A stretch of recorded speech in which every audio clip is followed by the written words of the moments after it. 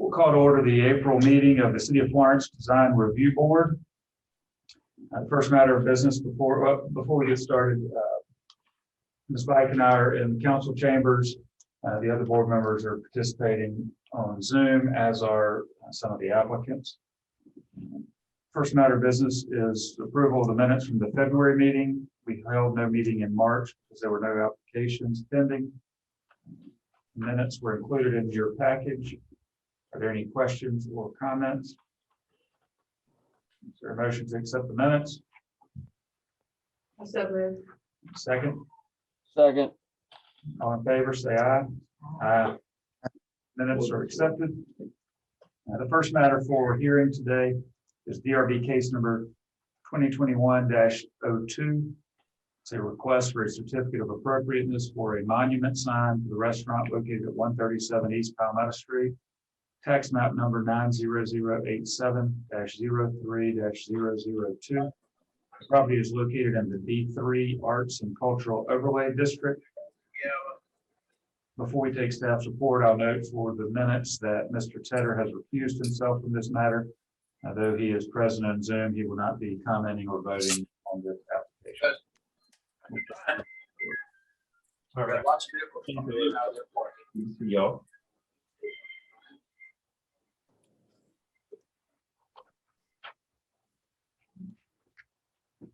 All right, so the applicant is requesting permission for a freestanding sign, and this is Flavors of India Restaurant.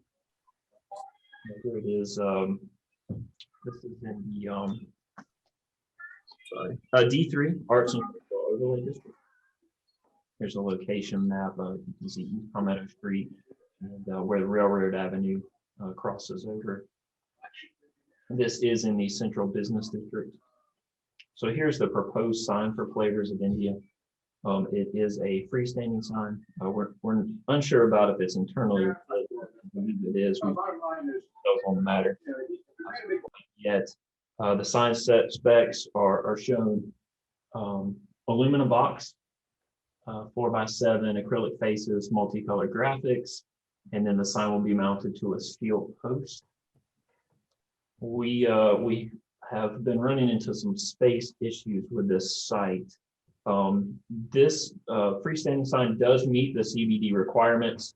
The design guidelines do recommend a monument sign, but I will show you that space and visual constraints came into play, that we believe the freestanding sign is the best option. So here's the location of the sign. It will be about a foot off the sidewalk from East Palmetto Street. This does have a 0 foot setback requirement for the CBD. And then to get some extra space to allow for traffic to flow 2 ways, 5 of the spaces in the front of the restaurant will be converted to parallel parking, and that will be to provide more drive aisle width. Here are the parking module dimensions. If they wanted to go one-way traffic, you would need about 13 feet. And Manny, the applicant, the owner of Flavors of India, believes that we could get 2-way traffic with the 23 feet. So with the sign and putting in the parallel parking spaces, he believes that he'll still be able to get 2-way traffic. Here are some site photos. The front of the restaurant, and then this is just looking down East Palmetto Street. You can see the driveway. This just kind of shows that driver visibility won't be an issue with the freestanding sign, since it will be up so high.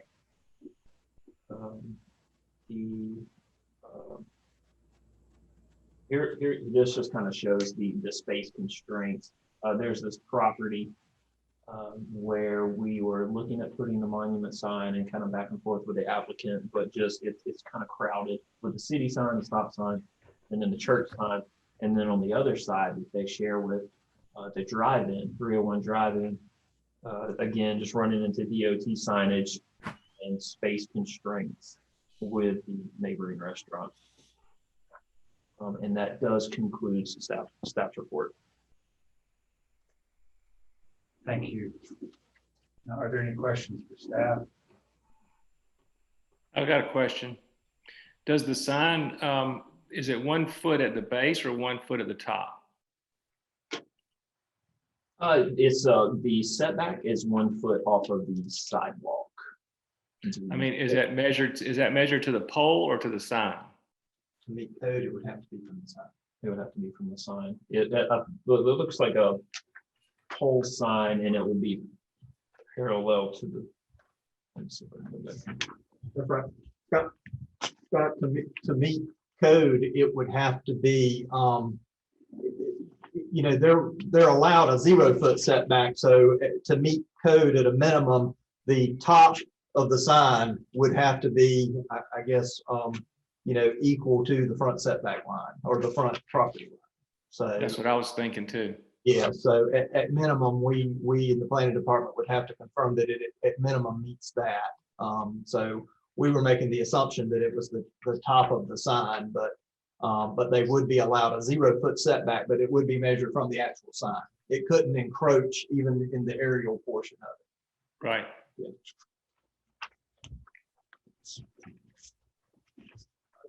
Are there any examples nearby of existing internally lit freestanding signs?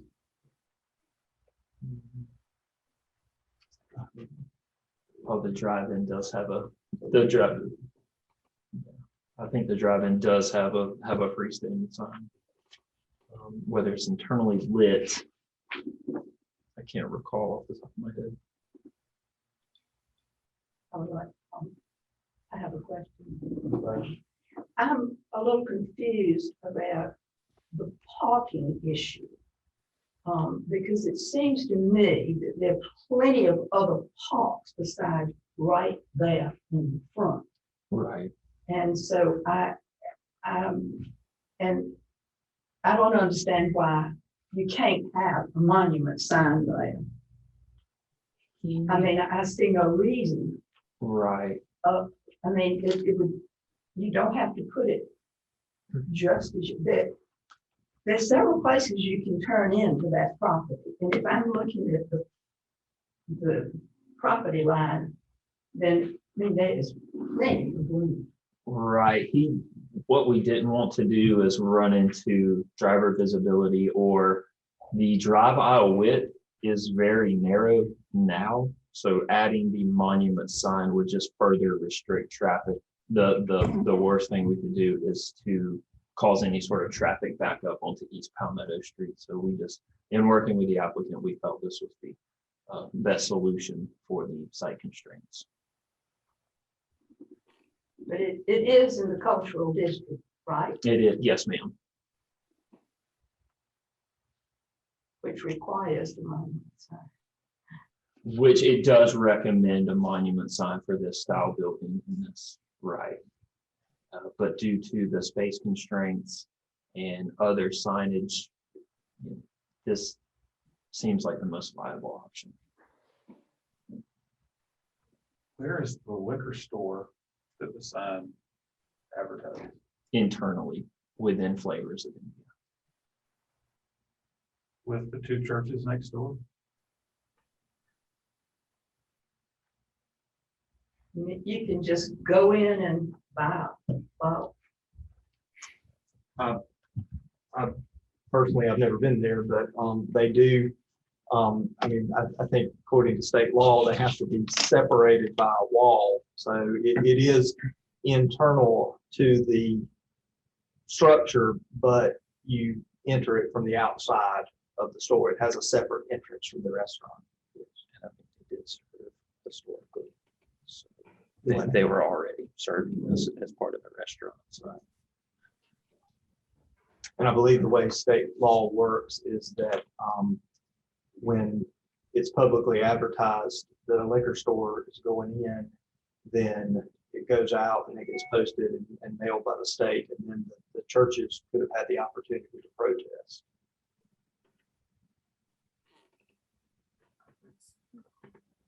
And regarding the parking, the installation of a monument sign would eliminate any parking in the front. So that would be the trade-off there. And I do get your point that they do have other entrances. So if they wanted the front sign, the monument sign, they would just have to trade that parking off for that in order to accommodate a monument sign.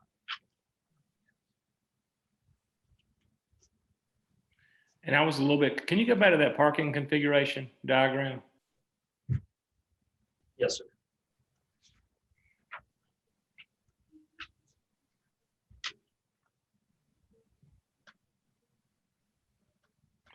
I was just confused. Maybe I'm not reading it right, but you were talking about, you're only using this for aisle width. Obviously, this is angle parking, right?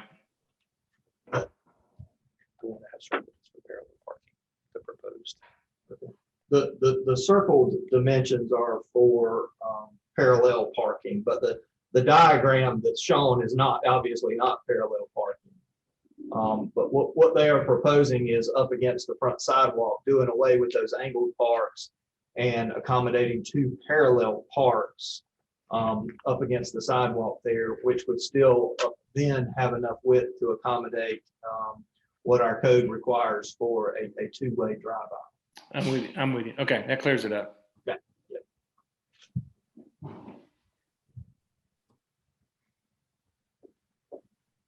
Had they considered going in one way and out the other way, the entrance and the exit? I mean, many businesses have entrances and exits. You could do that. There could be confusion, as this has been two-way historically. I just, with markings, yes, you could make it one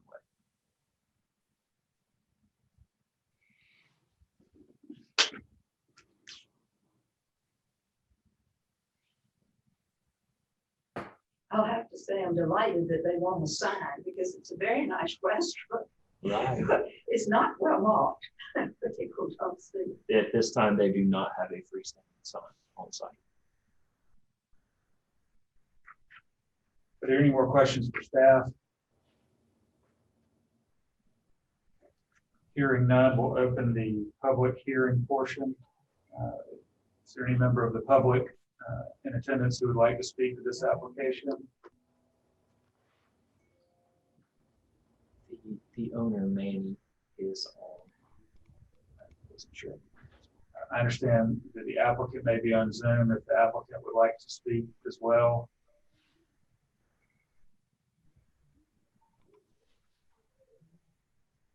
All right. Hearing no one, will close the public portion of the hearing and open a discussion amongst the board.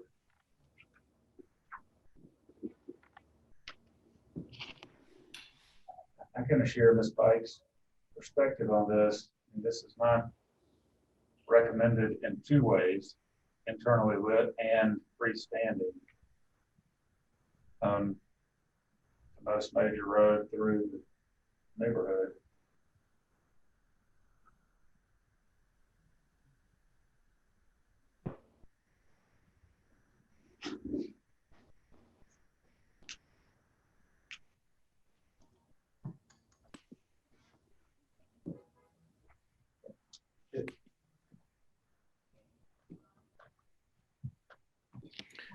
The only where they're going to put the sign is the only place that they have curving. I think you can turn in where those arrows are on page 11, whatever. And you can go further, take those other two arrows further. I don't think there's any curving until it gets past that. Oh, I just rode through there today because I was very concerned about it.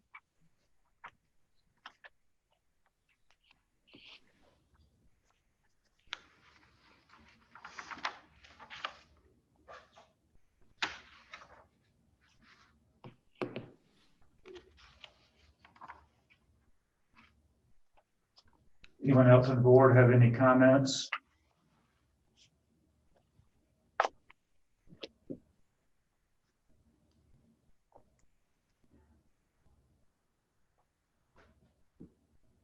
All right, well, I guess call for a motion, not having heard anyone in support. I'm not sure who to call on for that. If Ms. Pike would like to make a question gaps. I would like for them to study it a little longer, to see if we could have that monument sign. I'm not gonna make a motion. Could you not move the sign to the upper end of the parking lot and take out the last space closest to, is that closest to the street? There is the handicap parking space next to 301 Drive-In. No, the opposite end of the parking lot. There is visibility issues to where, you know, you run into the train tracks and the church signage. It starts to become where the sign would not be effective due to visibility. Well, that's the applicant's concern. Okay.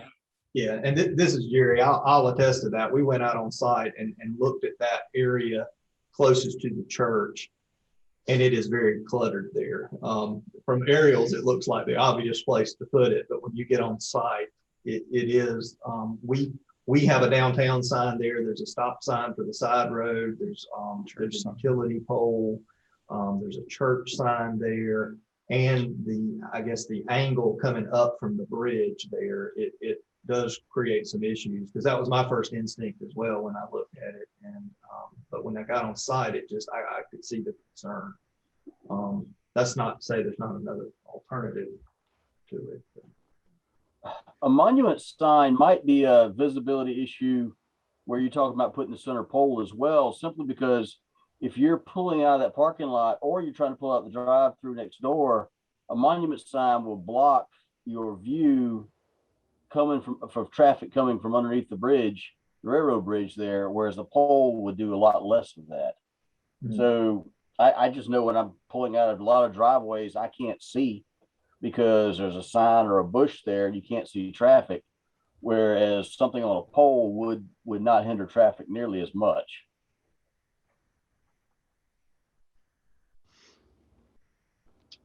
Yes, you're correct. It would have to meet. We would have to study it if a monument sign was to go at that location. We would have to look at it from a site triangle viewpoint as well.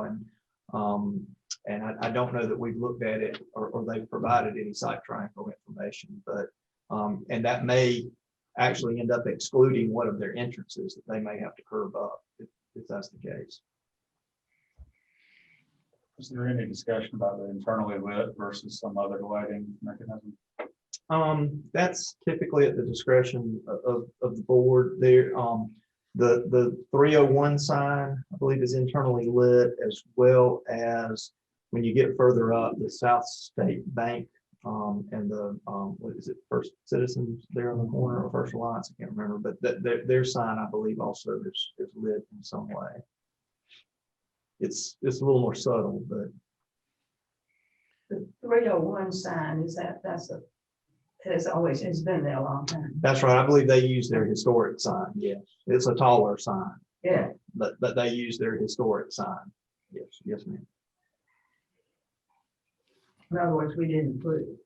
I don't recall. I think that was before my time, but I would. It looks to be that it was there. Yes. I think one of the things that Jerry kind of alluded to, or at least I don't think this may not be ideal, and I don't think anybody's jumping up and down in favor of this sign.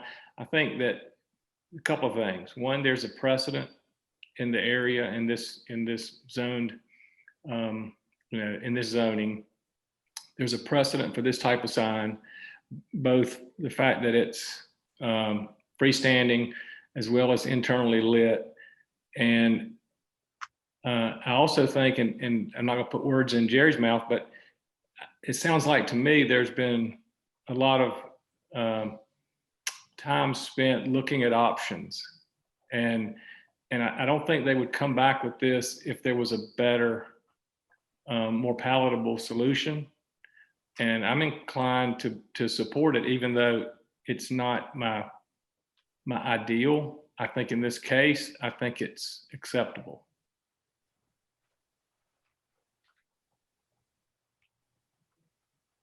I'll agree with Scott. And with that said, I'll make a motion to approve. There's a motion to approve by Mr. Collins. I believe I heard potential second. Yeah, I agree. Okay. I approve it. Okay. I have a question. This is discussion. I believe this was pulled at the last meeting, correct? It was on the agenda for a couple months prior, as we ironed out the details of location and signage itself.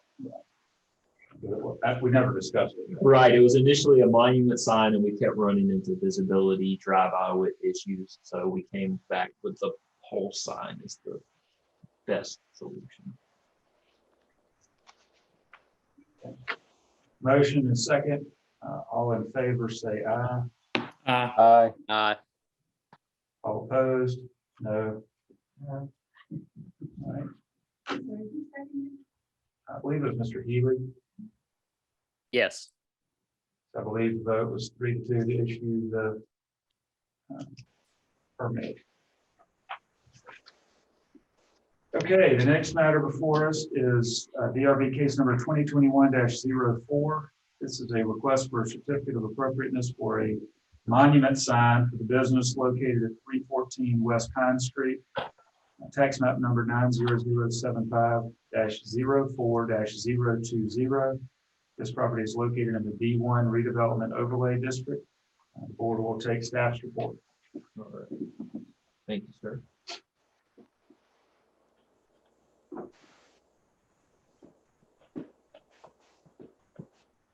All right, the applicant is Executive Director of PD Healthy Start, Maddie Robinson. This is for a monument sign at this location. Here is a location map at the corner of West Pine and South McQueen Street. It is in the D1 redevelopment overlay district. Here is a rendering of the monument sign. So monument signs are recommended for this style of building and overlay district. It does meet the commercial reuse standards. The sign itself is 20 square feet. The entire structure is a little bit larger, 7 feet in length, 8 feet in height, and 16 inches wide. The aluminum sign box is on top of the brick foundation. The sign will be painted with acrylic enamel pink, covered with acrylic faces, translucent vinyl, and they will be utilizing LED tube lights to be internally lit. Now here are some site photos. Then you can also see the bottom right-hand corner. That is their existing freestanding sign. So they would like to put their monument sign back in the same location. And that does conclude the staff's report.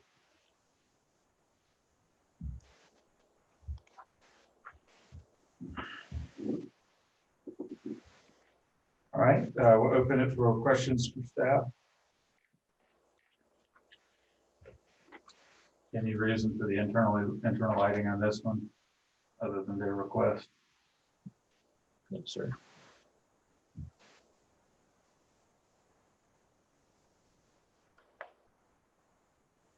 Any other questions for staff?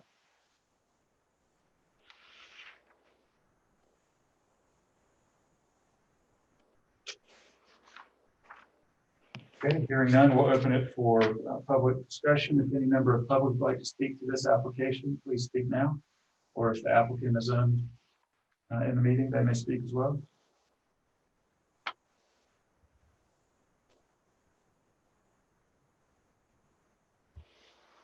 All right, hearing none, we'll open it for board discussion. Same concern about internal lighting on this one. It's in the middle of the neighborhood. I worked on that block for 10 years. I can't think of many, if any, signs that aren't externally lit or not lit at all over there. I just have One across the street, but it's falling down. Which one is that? I don't know what that building is. It's about this big.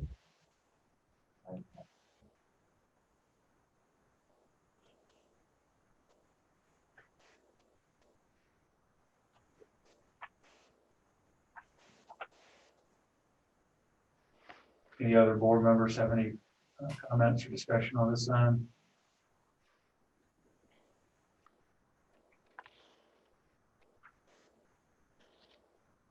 All right, hearing none, would anyone like to make a motion?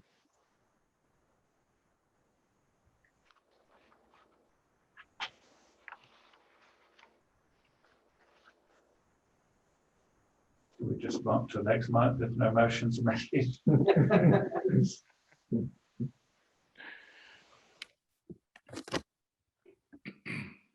I mean, I personally would love, I mean, I would have approved it in a second if it had 2 external lights on each side shining at it, but Right.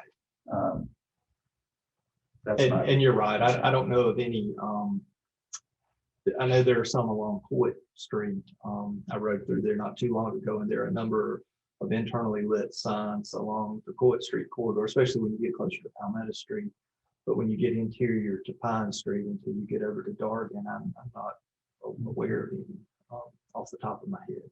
Is that considered the park, part of the park area? It's adjacent to the Timrod Park neighborhood, but it's actually in the D1 redevelopment overlay district. I think when you hit McQueen, the Timrod Park neighborhood area starts. Okay.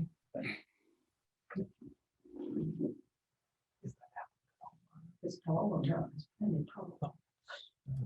So I guess having no motions rather than denying the application, the chair would ask it to be moved to next month's agenda. Perhaps the applicant could consider the light in the meantime. Yeah, we could relay to the applicant the concerns of the board and see if they're willing to work in that direction. Okay. All right. May I ask a question? I'm sorry, I heard somebody, I didn't correctly say. Yes, I'm Susan Beeler with Signs Limited, the company proposing to install the sign. And I'm sorry, I'm kind of having some trouble hearing you, but it sounds like there's an issue with the lighting for that area. Is that what I understood? That's right. The concern that I raised was that it's an internally lit sign rather than an externally lit sign.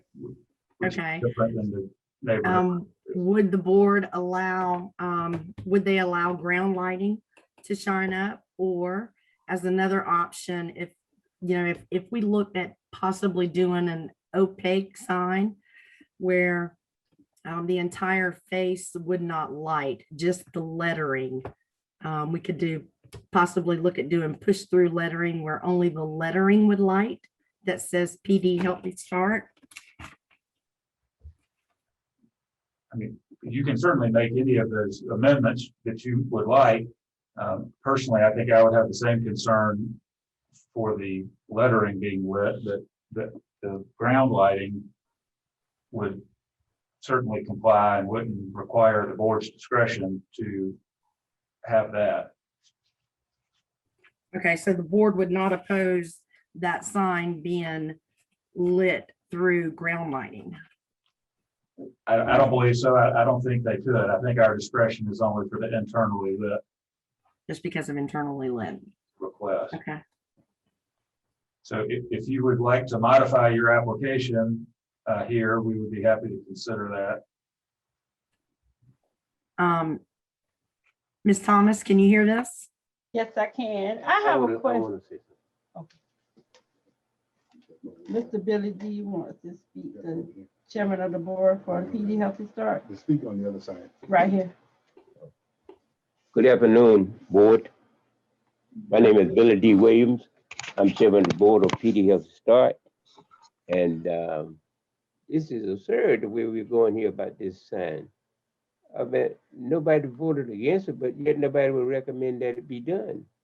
I mean, this is nothing that's going to harm anybody. You go on Court Street, there's signs everywhere, lights everywhere. One block around the corner, you treat us like this? What is this? At least give us a fair shake at it. All we want to do is recognize our building, recognize what we are doing here. We take care of sick people. We're not here to harm anybody. Where is this coming from? Is always putting a liquor store anywhere you want to put it, a liquor license anywhere you want it to go. Yet you come to helping people, sick people, and everybody freezes up. What is this? I served on this city council for 24 years. I've never seen nothing like this in my life. And all of a sudden, everybody go cold, everybody go south. Come on, folks, think about it. We take care of sick people, that's all we do. 7 counties.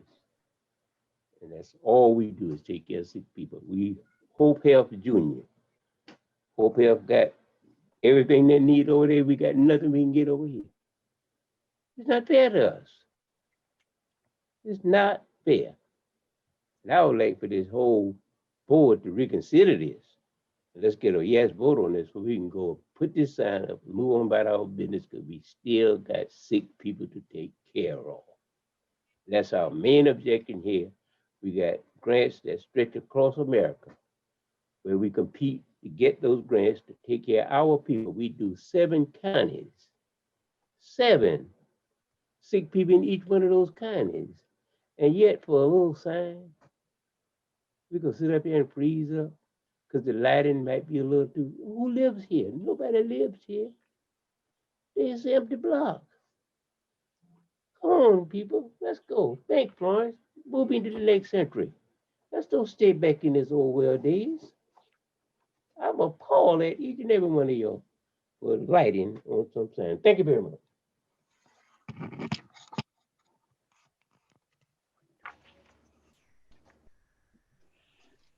Thank you, Mr. Williams. I don't believe anyone here is questioning the value that PD Healthy Start brings to the community. Simply trying to enforce the guidelines that the city council put forth for this neighborhood. And so I'm sorry that that causes you that concern. I have a question. I'm Deidre Thomas from PD Healthy Start. Okay, on this block, there are only businesses on this block. So I'm trying to figure out why the lighting would cause a problem on this block. Only businesses. It used to be someone lived in the house next door, but it's a business now. It's not a house. Nobody lives there. Across the street used to be a lawyer's office. Next door is an empty building. Across from that is the bank. And across from that is the dentist office. And the bank has a lighting sign. So this is the part I'm trying to understand. Why it has to be that we can't have a internal light, because the whole block between McQueen Street and Court Street is nothing but businesses.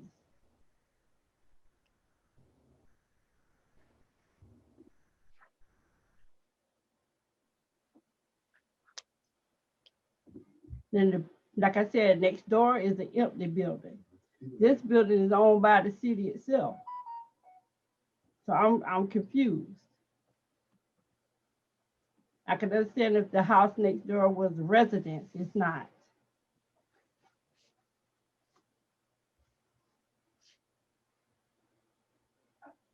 I understand the concerns you've raised. No one's suggesting that you can't have signage. We're simply going by the guidelines that the city council has given us for this district. But so you're answering me that the guidelines were set when a resident was living next door, but it's a business now, it's not a residence. So the guidelines still stand. There's only one concern. I think the sign would have been passed if it hadn't been the internal lighting. And so we're just trying to change that. That's the only thing. We're delighted the sign is fine. It's just the way that you want it lit. That it's against our regulations. And I do understand that there are guidelines within historical overlay districts, but you know, I kind of wonder how some of the other businesses right there in the exact same area on that street have lighted signs. I mean, in looking at this map, it looks like they are also in the overlay district.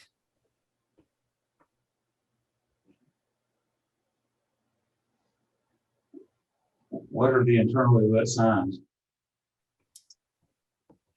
Let's see. I'm looking at, The old lawyer's office is not, the other old lawyer's office is not, the, Bank, the credit. the union. bank has a lighted sign right there.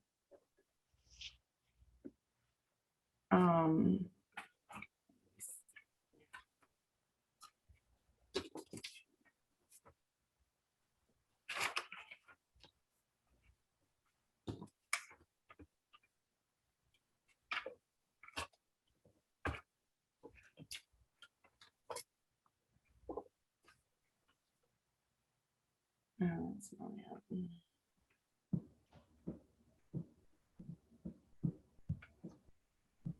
So really, as of now, the board's stance is if the lighting is changed from internally lit to ground lit is the only way the sign will be approved. Is that what I'm understanding? no one on the board made a motion to approve the sign as it was submitted. Whether the board would do that now or change their mind, I can't speak to that. They certainly can speak up if they would. But I think the only objection that anyone has raised at all is the internal lighting versus external lighting. Okay. Ms. Thomas, do you want to redo to go from internal to external lighting? I am chairman of the board of PD Health and Start. I'm willing to do the change. We're willing to do the change. I'm sorry, I didn't hear that.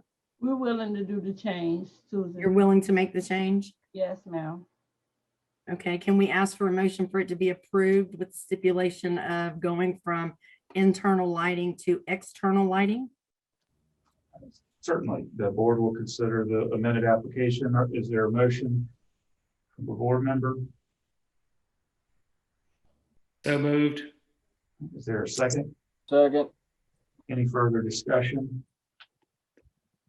All in favor of the amended application signify by saying aye. Any opposed? Okay, thank you very much. We appreciate your efforts and we look forward to the new sign. Thank you. Thank you. Thank you. The next matter before us is ERB case number 2021-05, a request for certificate of appropriateness for the replacement of siding in the business located at 165 Warwick Street, tax map number 90074-03-014. Property is located in the D1 redevelopment overlay district. We'll take staff's report. All right, thank you, sir.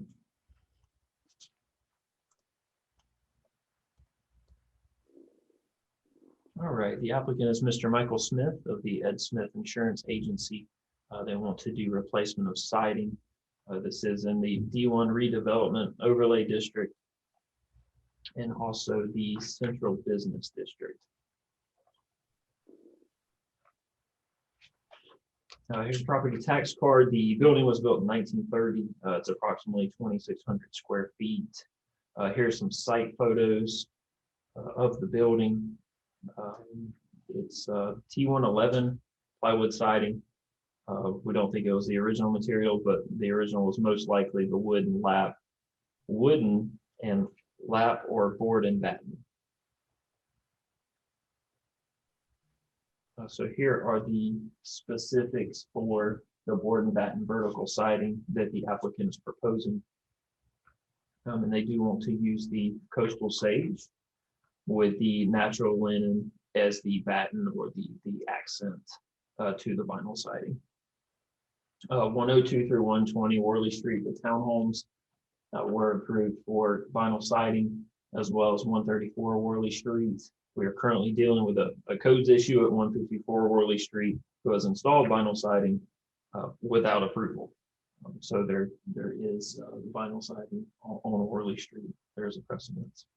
And that does conclude staff's report. Any questions for staff? I'm sorry, I'm having trouble hearing, but, you said there are 2 other buildings with the vinyl siding, but one has not been approved. One has not been approved. It is currently an issue. They got building permits, but not zoning permits. So we're working through that now. But 102 through 120, the townhomes on the corner of Worley Street did get approval. And then also 134 did get approval for the Did we approve that? vinyl siding. I know at Oh, was least it there? one. I think at least one might have been an administrative certificate of appropriateness. I think you did do the 134. I think That was that 134 house that was was. falling apart.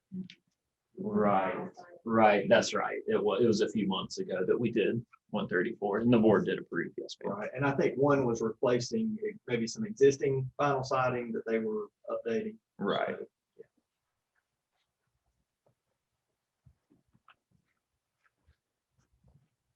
Any other questions for staff? What are they gonna do with the trim? Is it also gonna be covered? I'm, Soffits, eaves, that sort of thing? yes, okay. The applicant is nodding his head, yes.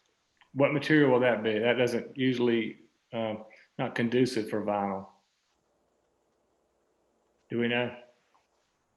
I don't know if the applicant has more details about the project if we wanted to. But it wasn't part of the application? I see.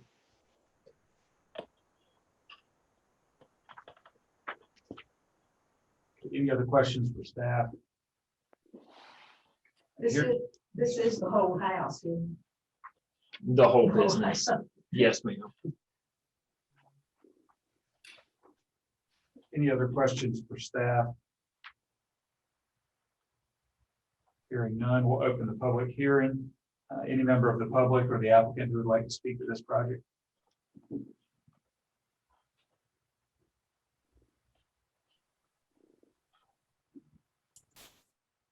Mr. Chairman, hey, this is Michael Smith, and thank you guys for allowing me to be here.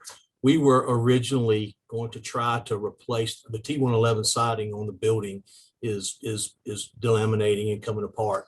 And I was originally going to try to replace that and just paint and try to do the best we could with what we had. But when we got to looking, the T111, which was put on back in the early 80s, we can't match it. So there was nothing that we could do to do repairs. So in trying to find out what the best option would be, we wanted to go with the more modern board and batten look with the vinyl siding. And Scott, we will. It is my understanding that we will be doing the eaves as well as a trim work.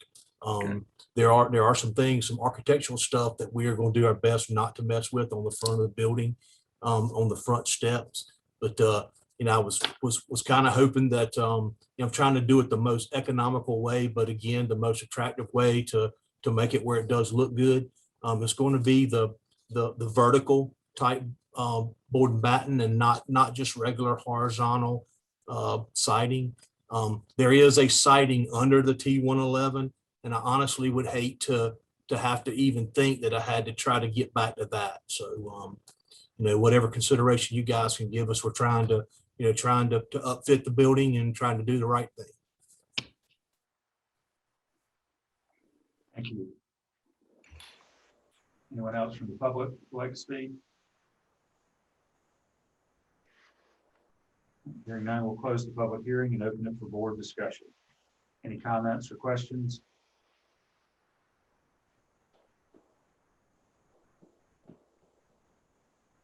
Hearing none, does anyone have a motion they'd like to make?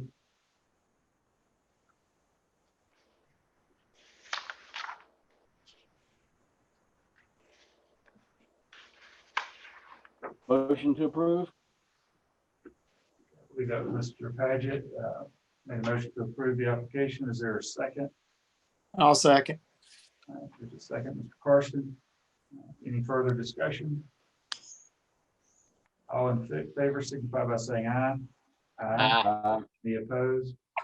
All right, we'll issue this certificate. Thank you. Thank you, guys. I appreciate it very much. Thank you. The next matter is a request for a certificate of appropriateness to remove trees from the lot located at 125 East Chevis Street.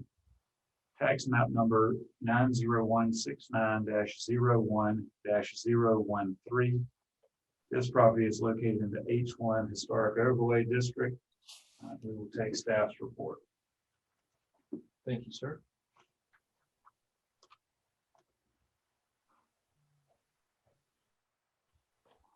All right, this is a PD Mental Health Center. It is in the H1 Historic Overlay District. Here's some location maps. It is in the Central Business District. The Unified Development does require these trees to get Design Review Board approval for their removal. And then we just went through and kind of counted up what would be required by the Unified Development Ordinance now if they were developing the site.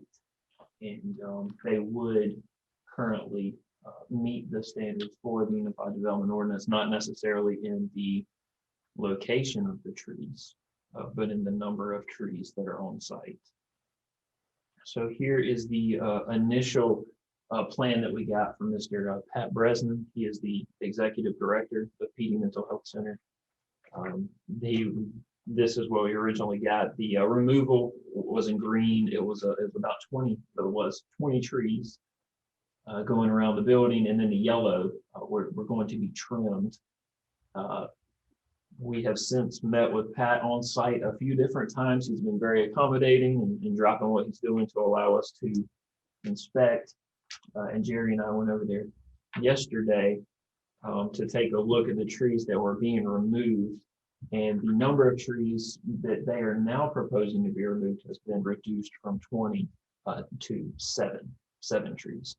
So on the PowerPoint, the pictures that I have with the red squares around, those will be trees that they want to include in this request. And everything else will just be trimmed. Will be trimmed instead of removed. So these two crepe myrtle trees are in the front of the building.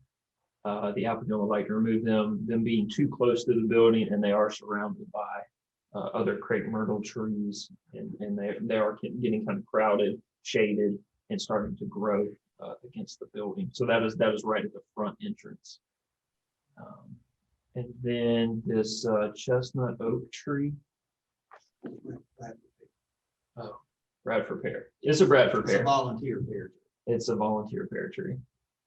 We have the horticulturalist in the room, so I have to be careful. And on the pictures, I have the numbers that correspond to the map. It does get a little confusing when you start looking at all these trees. But so the two crepe myrtles are 1 and 2 on the map, and then this tree is number 3. It's in the parking lot, and it just the closest to the cars, and then the landscape beds are just very constricted. Affecting the growth of the tree. And then we have this pine tree, number 7. This is the north parking lot towards Dargan Street. I believe that is a pine tree, and it's just being crowded by a larger tree. So they would like to remove that. Then you have this Bradford pear, number 8. Proximity to the parking lot, and it's growing parallel to a light. It's very close to the light, and just for safety concerns, they would like to have that removed. And then this live oak in this small landscape bed next to their handicap parking spaces. They've also requested removal. And then again, there's another live oak in a landscape bed just next to it. So those are just surrounding, bookending the handicap parking spaces. And I believe that is all 7 trees that they are currently requesting as this amended this application. And if it's okay, I'd like to make a few comments too. the, two of the trees were volunteers that, you know, that started out as seedlings or weeds that just didn't get pulled up. I think the pine tree, and then there was a volunteer pear tree that's just definitely out of place. It's growing too close to anything, and it's especially the pear tree is not a quality tree at all. So we took a look at those. The crepe myrtles at the front of the building, there are a total of 8 crepe myrtles at the front of the building. So there are 2 groups of 4 that kind of frame the entrance to that building. And I guess the 2 that are closest to the building on either side are growing up into the roof line of the awning towards the entrance of the building. So those are the ones they want to remove. And of the 8 trees, those 2 are of the least quality. And I think the effect and character of the entrance would not really be changed from the removal of those trees. The other Bradford pear that's kind of in the courtyard behind the center, it's growing up against a pole. It is crowding out other things around it a bit. So I mean, it's a healthy tree. It's just not fitting in its space very well where it was originally planted. And the 2 live oaks that are in the rear of the building, it's in the parking lot between the rear of the building and the Hyatt Hotel there. They are alive but not thriving in that parking lot island. There are some other live oaks in the parking lot that are doing better, and those are not proposed for removal, but these 2 are just not thriving, although they are alive. But Mr. President has agreed, if those 2 live oaks come out, to work with staff on some recommended species that would be hardier in that location. It's a very confined root zone, very harsh condition there. So just to give a few notes there on the different trees. Thank you. Mm-hmm. And the other ones, I think we talked to him, there's a lot of willow oaks in the parking lot. And the concerns were that they were kind of, you know, that they have a lot of their limbs grow downward and they have not been trimmed over the years. So we suggested, you know, setting the canopy height at a proper level on those trees through some trimming to accommodate cars and pedestrian traffic in the parking lot. Thank you. Mm-hmm. Any questions for staff?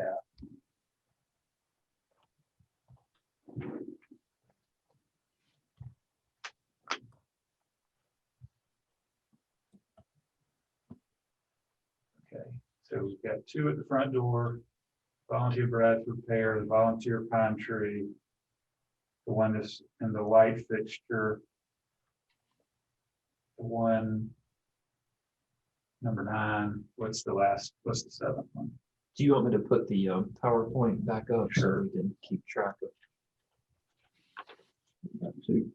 Two volunteer trees, 2 crepe myrtles, the Bradford pear that's crowding out the pole, and then we have 2 live oaks that are in parking lot islands that are alive but not thriving. Okay, there's one of them. Where's the other one? Let's see. Okay, so there you go, number 11. Yes. The second handicap parking space tree. That's the one in the rear. Oh, sorry.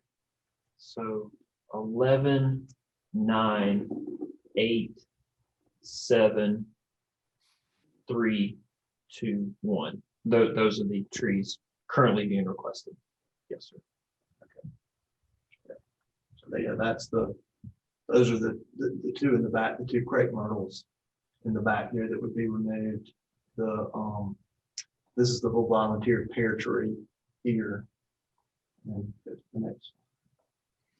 That's the pine tree that's kind of growing up and everything here. And then the one at the bottom, that's one of the live oaks. And that's the Bradford pear growing into the pole on the right-hand side there. And get to the next one. And the one in the top left there that's highlighted in red is the other live oak.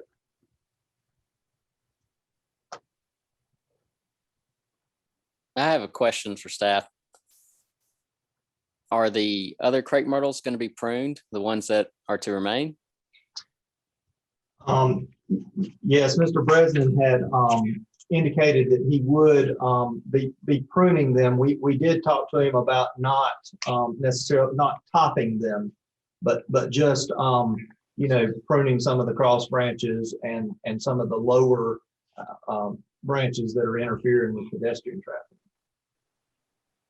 Okay.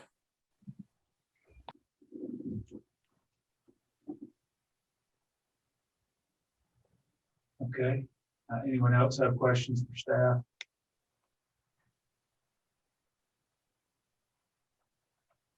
There's two, slow to two, live oaks, are those live oaks? I mean, like in the low country. Like the angel Yeah. oak, yes, ma'am.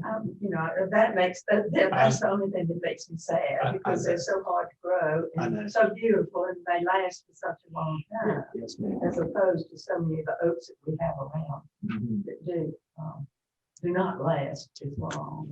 And of all the trees, those were the two that I was the most concerned about as Yeah. well. And I think Mr. Bresnan's willingness to replace them with something that would be more hardy in that location was a compromise in some way. But there are more of them that are going in the same.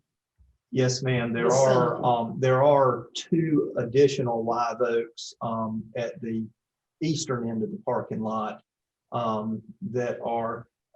they're not doing great, but they're doing much better than these two, and he did agree to keep those.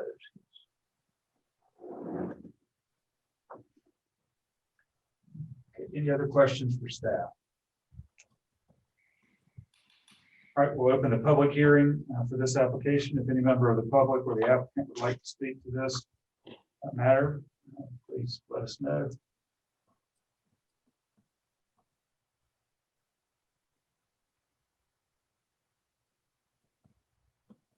Okay, hearing none, we'll close the public hearing and open the matter for board discussion.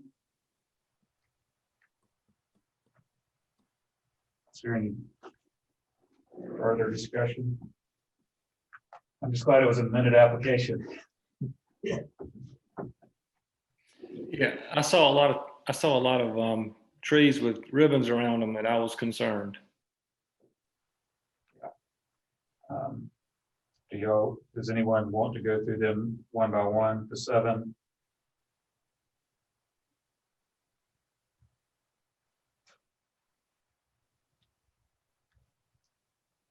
All right. Does anyone have a motion they'd like to make? I've seen the trees tagged, and I agree. The crepe myrtles at the front, they're too close to the building, and I'll agree with taking out any Bradford pear as this an invasive exotic, and the pine tree, it did just seed in. So I'm fine with it. I'll make a motion. Okay. Mr. Hewitt, does that motion include replacing the 2 live oaks with a more appropriate planting? Correct. Is there a second? Second. Mr. Collins, any further discussion? All in favor, say aye. Aye. Aye. Opposed? All right, we'll issue the certificate of the amended application. Thank you. Last matter before us today is PRB case number 2021-07, request for a certificate of appropriateness for a neon wall sign for the business at 218 North Dargan Street, tax map number 90170-04-015. This property is in the H1 Historic Overlay District. Board will take staff's report. All right, good afternoon. We're back to signs. The applicant, Mr. Thompson, is one of the owners of Thompson and Son. He's the son in Thompson and Son Barber College, which is located in this building. As you can see, it is located at the edge of this 3-building construction along North Dargan Street, right behind Ideal Funeral Home. It is, there's a blank space next to it, a blank lot, empty lot. Here's a photographs of the parcel, and the building on the end there that is 218, that's the one being considered. And it is a custom-made neon sign that the owner is considering, and it would be, he wants to put it on that front wall. And the size that he's proposing right now is roughly the way it's been superimposed on there in the photo on the right. Roughly, I think it's about 14 square feet. But he also wanted to ask the board about their consideration, how they would feel. This building was traditionally the location of the Lincoln Theater, which was an African-American theater back in, I think it was the 30s and 40s, up till recently. And then since then, it has been the site of Thompson's Barber College. And he has been working with a muralist and would like to paint a mural on the side of that building facing Darlington Street there that would reflect the history of this building. And he showed myself and Jerry and Hannah Davis, the downtown development coordinator, an option where it would show the Lincoln Theater, and then also have an image of his father cutting hair, just to remember the area. He just wanted to know if this board obviously would bring any finished rendering to you, but he also wanted to gauge your openness to them putting a historic mural on the side of that. And so we just wanted to get your feelings on that as well. In keeping with some of the public art that we do have downtown, the downtown coordinators thought that it might be a useful thing. But obviously we would bring any renderings to you for approval. But this specific request right now is for the neon sign. And that is what he's working with at the moment. So that concludes staff's report. The entire sign is neon too. Correct, yes.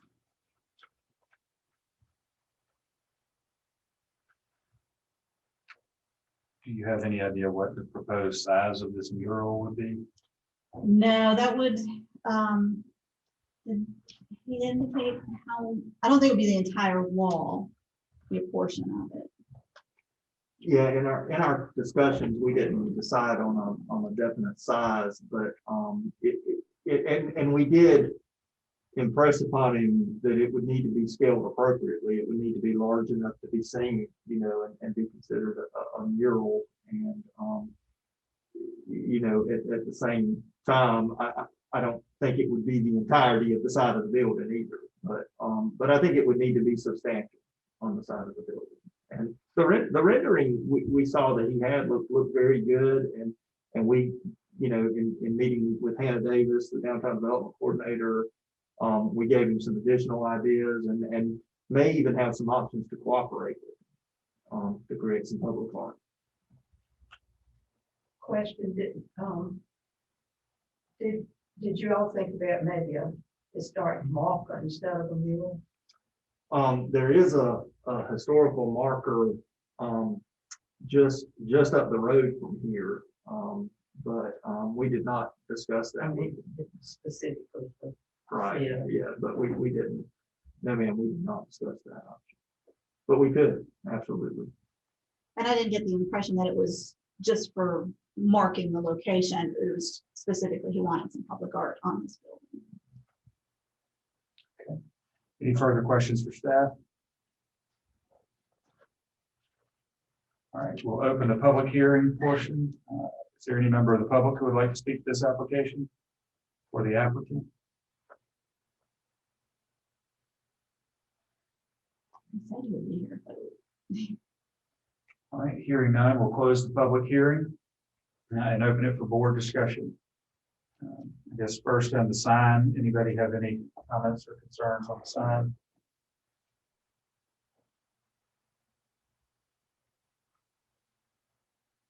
How big is it?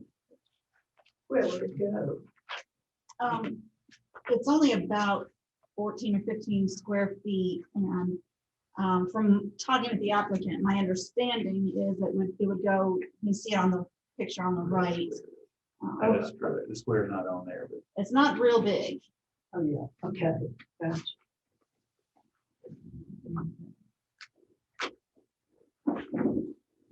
any other comments about the sign?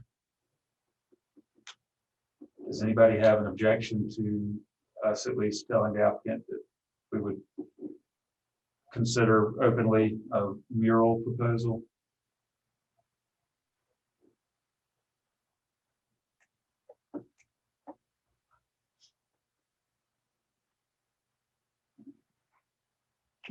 I've got opinions on both. First of all, I think the mural, a good mural is a good thing and a bad mural is a bad thing. So I think that's all about, how well it's done and scale and all those kinds of things. As far as the sign is concerned, I'm not opposed at all to neon in a downtown area. I've got on my soapbox a couple of times that I think that downtowns need to be vibrant and not boring and just shades of gray. And I think that the only problem I've got with that sign is that face of that building is so big that I think we've got scale issues. Just putting something, it's gonna have to me, it's got some scale issues just plopping something in the middle. But as far as being a neon sign, I don't personally have a problem with that. I think that the location and the size don't tend to work with that real blank facade.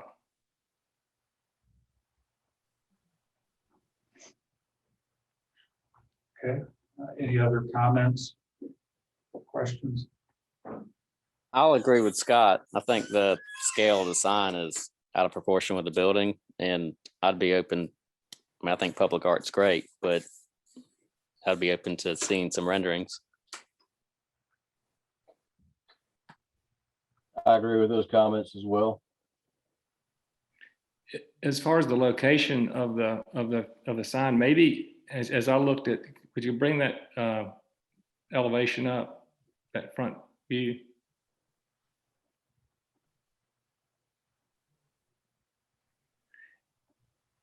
To me, instead of floating it in the middle like that, maybe it needs to be a little more offset, maybe a little tucked to where it sort of responds to a tighter area of the building instead of, again, it looks like a belly button to me.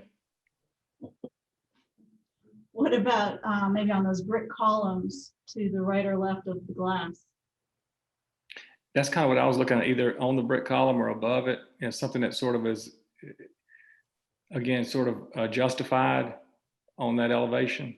I think he'd be open to that. Even kind of where the existing sign is, he's already got a sign over there. Mm-hmm. Okay. Since the placement wasn't in our packet exactly, I guess we can approve with, if he's willing to move the location of it. All right, is there a motion to that effect?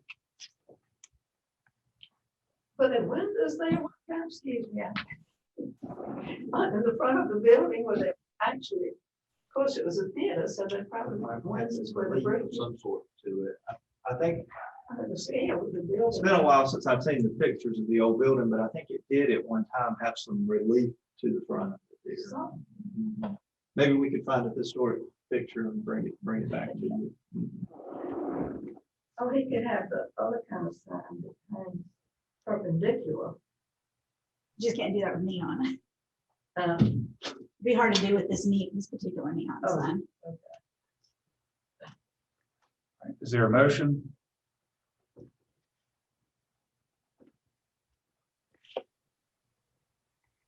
I'll make a motion to approve the design of the sign, location to be determined possibly. Are we willing to give staff discretion to assist? I think so. I'll second. There's a second. Ms. Spike, any further discussion? All in favor, signify by saying aye. Aye. Any opposed? All right, we'll issue the certificate. Any other business for the board? Yes, sir. All right, then we will adjourn the meeting. Our next meeting will be May 12th. Thank you, everybody. Appreciate y'all being here. Thank you.